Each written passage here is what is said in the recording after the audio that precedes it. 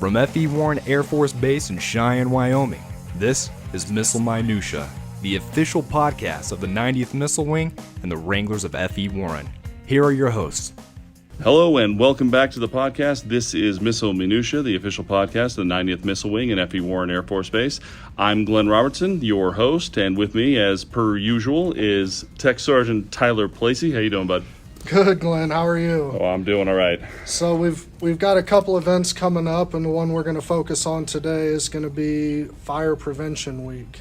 So to help us talk about some of the things going on and some of the things we can do to prevent fires is Chris Waldrip, Fire Inspector here at F.E. Warren with the Fire Department. How are you doing, sir? I'm doing great. Really appreciate y'all having me out and giving me a little bit of time to talk about fire prevention and fire safety.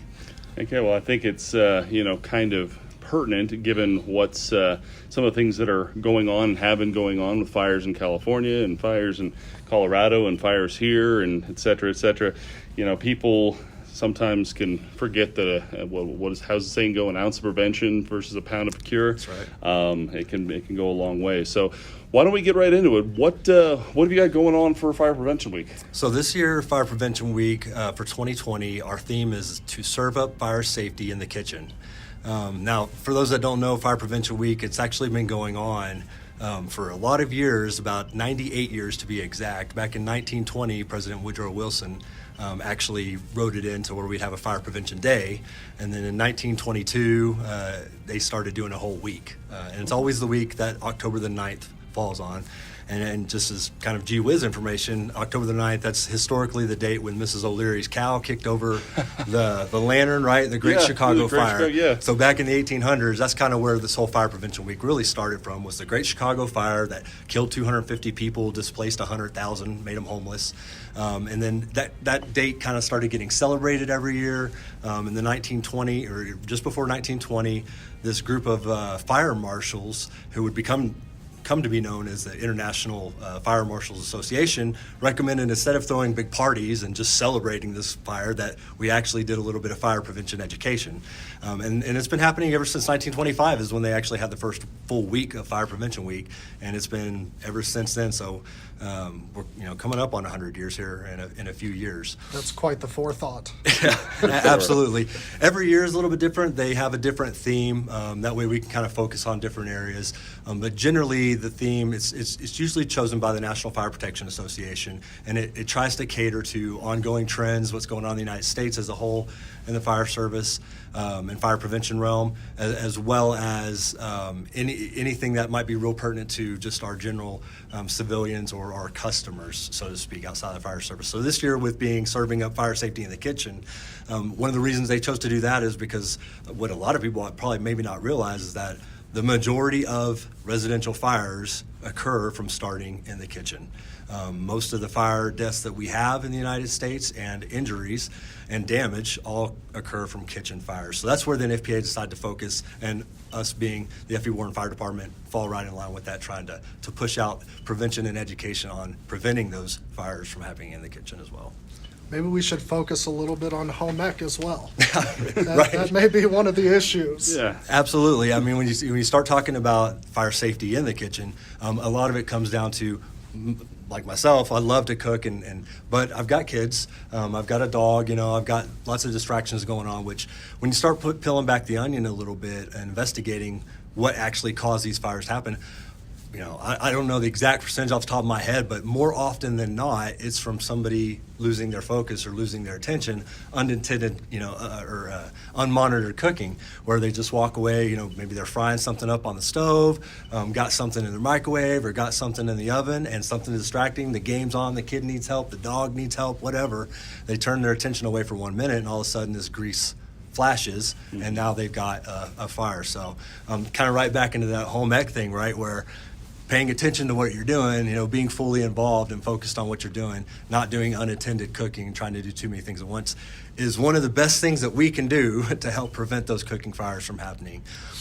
Especially with Thanksgiving right around the corner, and the football's on and the turkeys are frying and baking and everything. Sure. We're hoping, obviously, to prevent the fire and not get distracted. The grease fire that you mentioned, what is the best way to put out that grease fire to prevent spread? Sure. So when you talk about if you're frying something up on the stove, the first thing that we want to do, and I kind of always want to preface this with, it's based upon how big that fire is. So if you're talking about, I'm frying up whatever, something in a frying pan, some chicken, right? And the fire is just confined to that pot. The best thing that you can do is to turn the burner off and put the lid on. If you can do that without injuring yourself. Now, if we're talking about a fire that is roaring up to the hood that's over your stove, or it's starting to get into the walls, then we don't want you to put yourself in any risk or any danger to do that, to burn yourself, to turn that off. But yeah, for those small fires, the best thing we can do is turn that heat off and to cover it. The absolute worst thing you can do on a grease fire is to put water on it.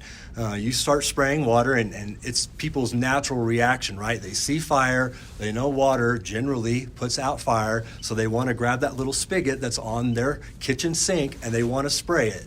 Water and grease do not mix at all, especially when the grease is on fire. All that is going to do is make what could be a relatively small, easily controlled fire expand times 10, times 100, and turn into this huge, fire that's out of control. Now it's not just the pan that's on fire, but it's the wall behind your stove, maybe your decorations, anything you've got on the counters, and it can really turn what could be an easily managed, small, very limited damage fire into a whole room being involved in fire, burning your house down, potentially putting yourself in danger in just a matter of a few seconds.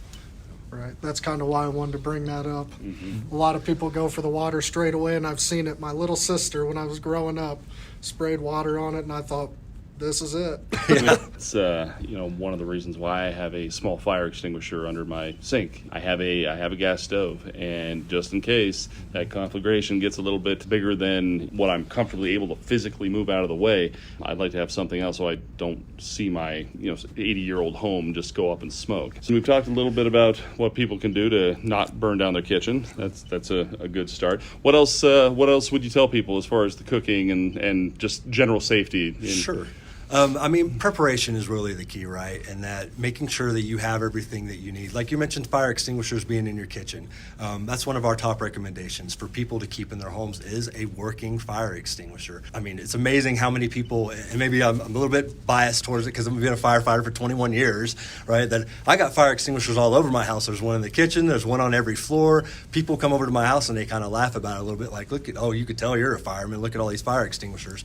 But it's that preparation, just in case. I want to be able to have that there to grab, but especially in the kitchen, that can be especially useful.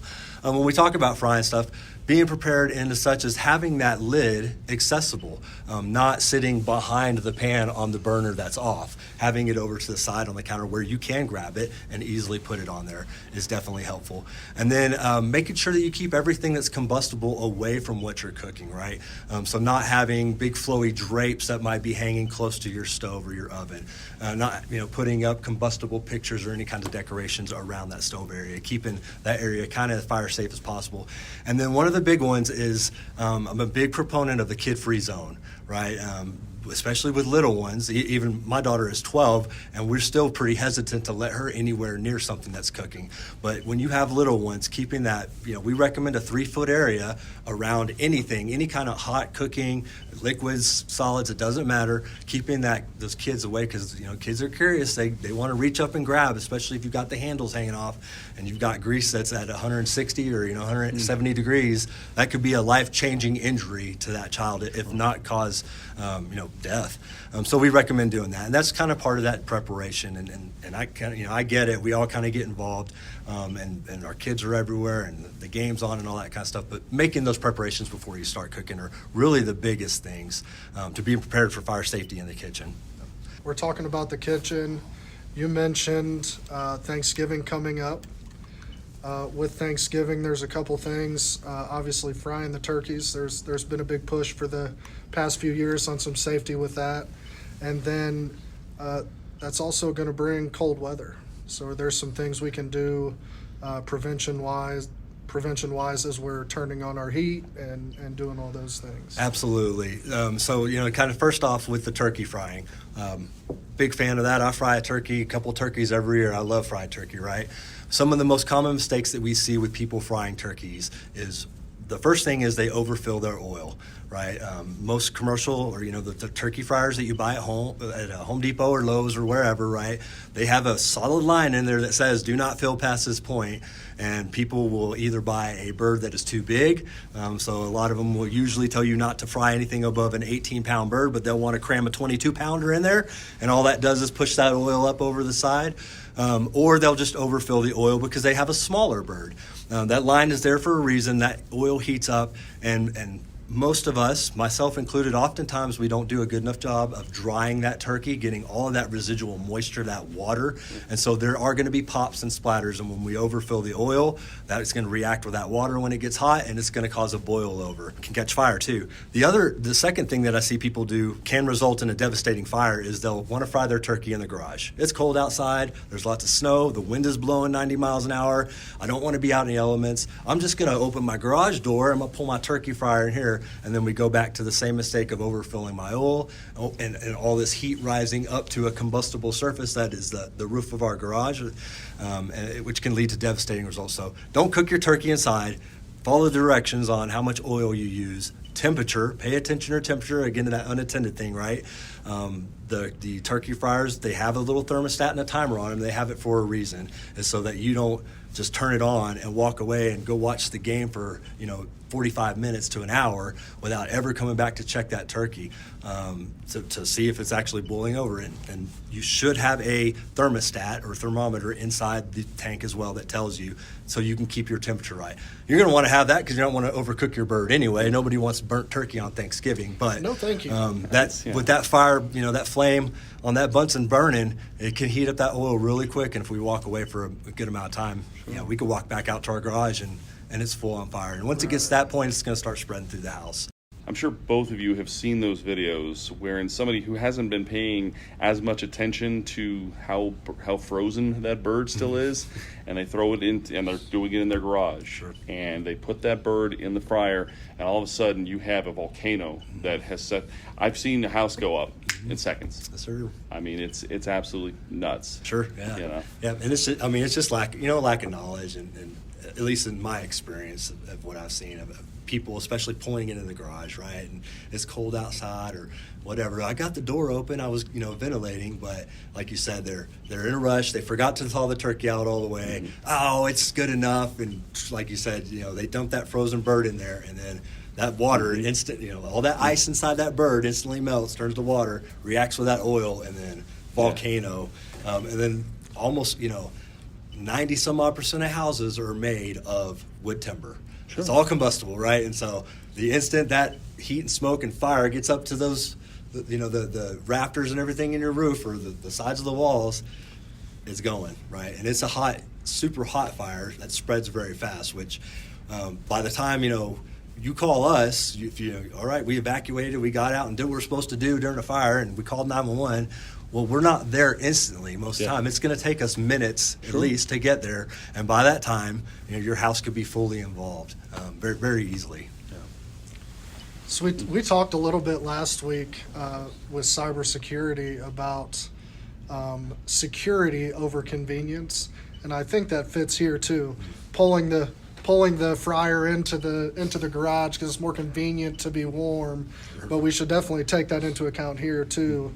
In safety over convenience. Yep, absolutely. Yeah, I mean, you only got one life, right? Property can always be replaced, but you've only got one life in your family. You've only got your one family's life. So definitely safety over just staying a little bit warmer while you're frying your turkey out.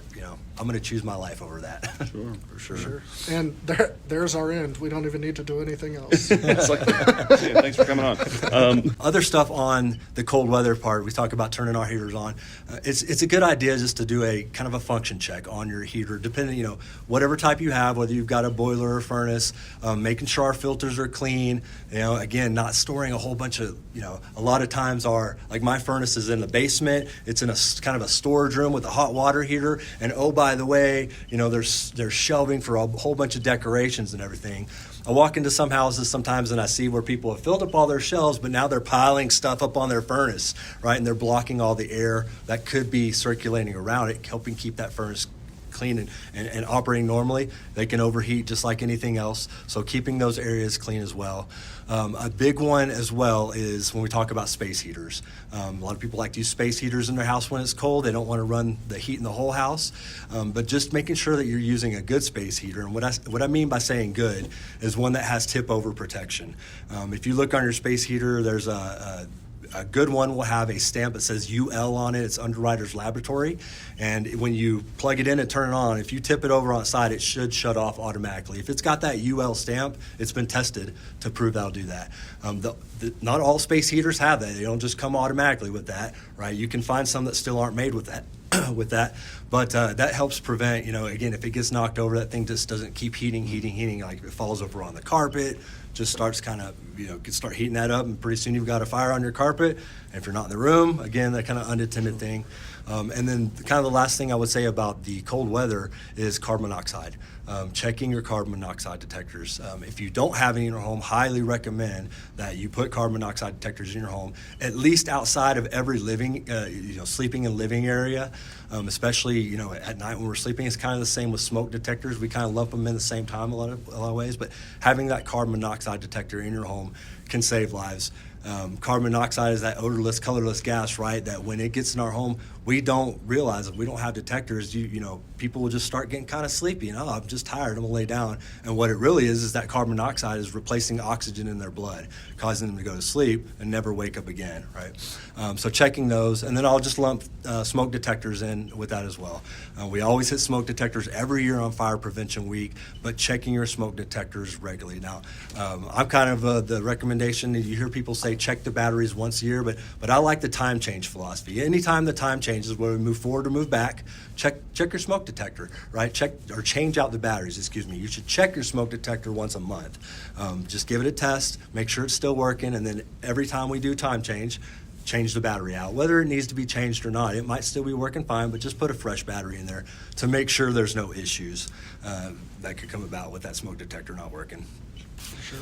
So I know we talked mostly about home safety, but I know that there's some touchy issues about these old buildings here on base and people getting cold and bringing in space heaters from home. There are some concerns as far as people safely using those. Could you help us remind us a little bit about what some of those are, so people don't burn down one of our buildings here on base? Sure, absolutely. So with the space heaters we're using specifically in government buildings, the first thing, they have to be approved. And that can be done locally through your local leadership, but they have to have that tip over protection. They've got to have that underwriters or another certifying agency's seal of approval that it's a legit, fully functioning space heater. But the other thing, and this is one of the most common things I see in the buildings during the wintertime, is where we put them. Now, people I've seen, they love to put them under their desk, right? And down there by their feet, keeps their feet and toes nice and cozy and kind of warms up their whole body. The problem with that is, and our recommendation is to kind of keep a 3-foot space around any space heater, especially free of combustible materials. So sticking it under your desk, where there's definitely not 3 feet, doesn't allow adequate airflow around that heater to keep it from overheating. But a secondary concern with it is the clothes that we wear.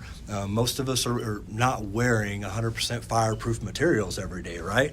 Probably very few people on base are wearing that. But we wear these combustible clothes that now we're right next to a heating element that's just heating and heating, can, depending upon the type of material, could eventually start kind of smoldering and catch fire. And then if there's any other combustibles around that area, can catch on fire too. A lot of times what I see is a space heater underneath the desk and the trash can right next to it, right?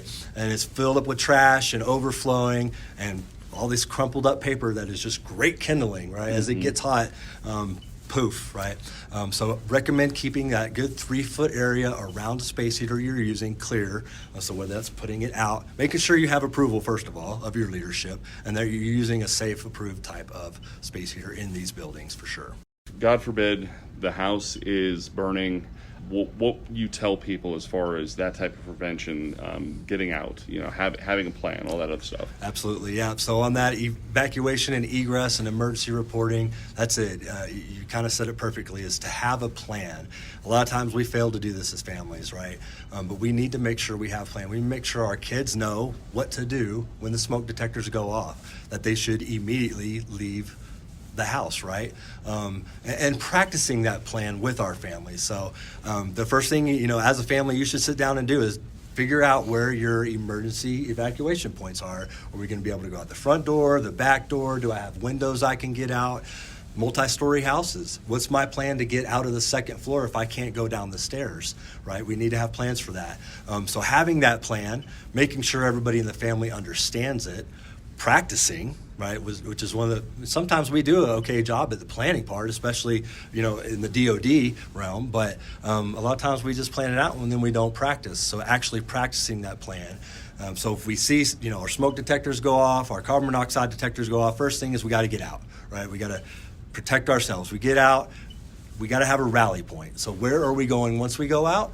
We're all going to meet, over here in this yard or over here at this neighbor's house, making sure I know that, my kids know that if I'm not there or I'm not right with them, they know exactly where to go. Calling 911, right? As soon as I get out and I'm safe and my family's, call 911, report that emergency so emergency services can start responding to take care of that. And then making sure that we know to never, ever, ever go back inside a burning building or even just a smoky building, even if we didn't see fire and we just have a little bit of smoke. Not going back in over our pets, over our photographs, whatever, our stuff. And the pets is a hard one. I get it, right? I got pets of my own. I love, they're just like my family. But again, our human lives are not worth risking going back inside a burning building to save our animals. So once we're out, we stay out, let the fire department come and do our jobs. I mean, we train and search and rescue so that we'll come in and we will go in and look for your pets, right? They're family members, we get it, but not going back in there. And then again, I'm just gonna harp on the practicing. That's the biggest kind of fault or failure in most of that I see is people failing to practice where they sit down, they talk with their kids about it, right? Here's where you're gonna do, here's where you're gonna go. You're gonna go to, Bill's house over across the street. If anything happens, do you understand, Susie? Susie's 6 or, 7. Yes, Dad. Yes, I just want to play. Sure, right, yeah. Are we done? No, we're going to actually practice this. And then I would kind of take that a step further. It's too bad my daughter's there because she could attest to it. But, I set off the smoke detector in her bedroom. In the middle of the night, 2 a.m., I'll get up, and I don't do it often, but it's like a, once every 6 or 7 months type of thing to make sure that when I set that smoke detector off, that she gets out of bed and, gets down and does what she's supposed to do. And if she doesn't, then we have a little bit of remedial training. I just retired myself from active duty, so she's fully on the mindset of active duty military. We have some remedial training. I sign off her training report. We practice again, sign her off and after. I'm just kidding about the after part. Well, kind of. Yeah, it's an Excel sheet, but it's fine. Yeah, it's just that practice part of it that I see most people don't do. We plan, but then we just don't practice. And when it's an emergency and there really is fire in the house, there really is smoke, it's 3 a.m., we're half awake or half asleep, that's when that muscle memory comes into play and not having done it for the first time. Yeah, it seems as though your survivability would go up exponentially if that is second nature. Sure. You know where to go and who to call once you're out and safe. Yep, that's right. Absolutely. Well, in that case, I think we've got through most of what we planned on. I know we'll probably be talking with you again as we get closer to the holidays because there's, that other fun combustible that people love to buy and bring into the home. But we can wait a couple months. We don't need to be talking about Christmas before Halloween. Let's not do that just yet. But we'll have you back on for that. And anything else you want to add? Last thoughts or any other concerns that we didn't get to while we were talking? No, the only other thing I could think of, if I could just give a quick plug for our events that we're doing here on base for Fire Prevention Week. So this year is just like everything else is a little bit different due to the COVID-19, right? So we've had to scale back what we would like to do, what we would usually do quite a bit, but we do still have some events going on base. So you can find us at the gates. We're going to be at the entry gates each morning as people are coming on. You'll see Sparky out there. We'll be handing out some educational material to people as they come on base. We'll be at the BX and the commissary during lunch. We'll alternate Monday, Wednesday, Friday we'll be at the BX, and Tuesdays and Thursdays we'll be at the commissary. But we'll have some swag bags and some educational materials out there. for people to take if they want. And then we're doing a parade, an emergency apparatus parade through the 2 base housing areas on Saturday. That parade's going to start at about 3 o'clock p.m. and we're going to start over here in Atlas Housing, and we're going to work our way. And we won't be going down every single street, but we're going to all the main ones, and everybody in the neighborhood's going to hear us coming. So we anticipate being through Atlas in about 20 to 25 minutes, another 5 to 10 to get over to Peacekeeper Housing, and then we'll roll through there. Again, we're going to have all the fire trucks out there, maybe some other vehicles.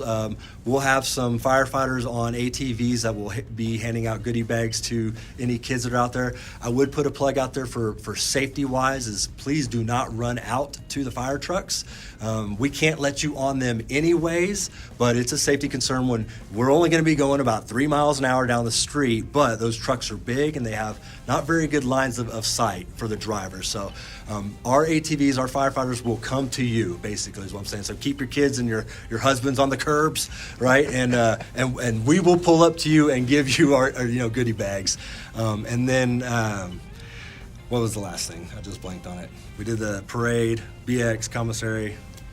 At the gates. And then we're going out to Freedom Elementary. Oh, okay. So we'll be out at Freedom Elementary on Wednesday, pretty much all day, and we're just going to do some education with the school children over there, kind of talking about the same stuff again, the evacuation, and we'll have Sparky, of course, out there. So if your kids are out there, then they'll see us on that day too. Sounds like a plan. Well, Chris, thanks so much for coming on. Definitely appreciate. I mean, this is important information for people to have, and I don't think that there's ever such thing as too much prevention or too much caution when it comes to what loss can be in a fire. So, again, thanks so much for coming, and I'm sure we'll be talking to you again before too long. Anything else start in place before we close it out? I've got nothing. Outstanding. I mean, how do you follow that up? I really don't know. Thank you, folks, as always, for listening. Next week, we will have Lieutenant Gardner and Sergeant Stark from the Communications Squadron on to talk to us a little bit about cybersecurity. That's the show. We'll see you next week.